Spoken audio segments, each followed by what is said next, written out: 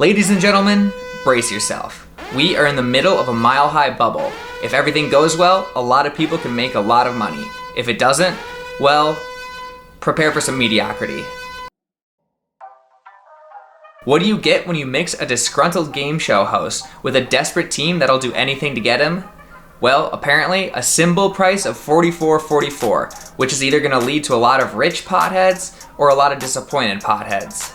Sorry, Denver. That's the only wee joke I'm making this episode. To say the Denver Broncos were mediocre in 2020 would probably be an overstatement. They finished 4th in the division at 5-11 and didn't really have any notable moments to speak of. To be fair, it's not entirely their fault. They got plagued with injuries, they were ravaged with COVID, and they even had to play a game without a quarterback on the roster. Pair that with putting them in a division with two of the hottest young quarterbacks in the game, and it's easy to see why there's not a lot to be excited about in Denver. This level of apathy was shared with SimBull traders. Shares of the SimBroncos were not exactly selling like hotcakes. The price maxed out at $20 and had a season low of $13. Quarterback Drew Lock still hasn't shown anything special, and Denver just kind of muddled through the season. Broncos games were a tougher watch than Tim Tebow at the plate.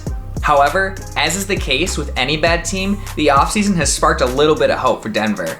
They made a few solid defensive signings and traded for quarterback Teddy Bridgewater. So these aren't exactly sexy moves, but they're doing something, aren't they?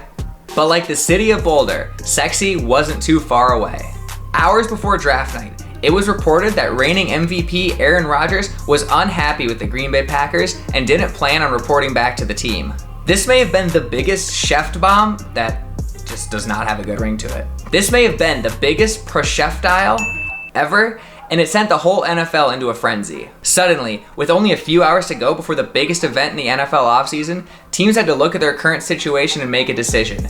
Do we draft some guy for the future now, or do we go all in and try and get State Farm's most coveted spokesperson? The Denver Broncos chose the latter. Despite quarterback Justin Fields and quarterback Mac Jones still being on the board, the Broncos drafted defensively, which sent a strong message to the rest of the league. They're going for broke. Since draft night, the SimBroncos price has jumped from $27.68 all the way up to $44.44. At the time that I'm recording this, Aaron Rodgers still has not showed up to any of the Packers' off-season workouts, but the Packers have also said they're not planning on trading him.